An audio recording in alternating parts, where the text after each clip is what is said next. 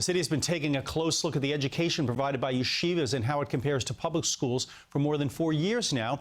The results of an investigation into possible political interference and delays in getting that report were released. CBSN New York's Alice Gaynor has more. The New York City Department of Education has been looking into whether instruction at some Hasidic yeshivas is substantially equivalent to the education provided in city public schools, a state requirement. It's a story CBS 2 has been following for years after complaints that at least 39 yeshivas were not meeting the bare minimum in English, math, and other subjects despite receiving taxpayer money. The DOE's investigation began in 2015 and still no final report. So for the past 2 years, the Department of Investigation and the Special Commissioner of Investigation for the New York City School District have jointly been looking into the delays. So what's the holdup?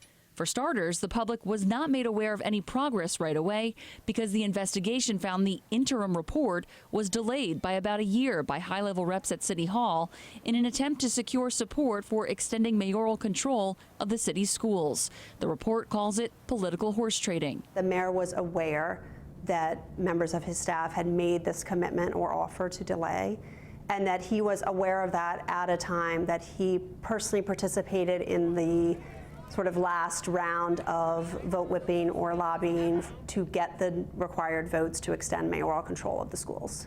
But they found no proof the mayor directly ordered the delay. According to the 3-page report, the investigation found that the agreement to delay the report to the state had little to no effect on the progress of the inquiry itself or its conclusions, and that it was still in its early stages and would have contained only limited information. If we did not find any criminality, there's no violation of the law or the city's regulations or ethical rules. The mayor's office responded, there's no there, as evidenced by the finding of no wrongdoing.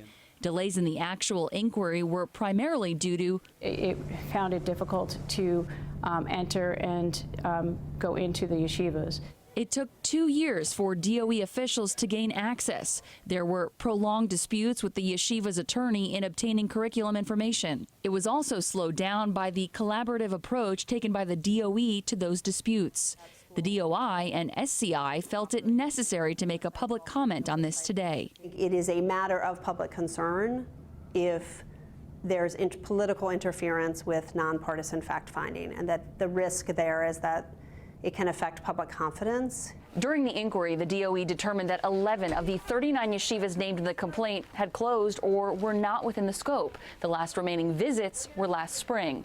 According to the mayor's office, the report looking into the schools is being finalized and will be released this week. In the newsroom, Alice Gaynor, CBSN New York.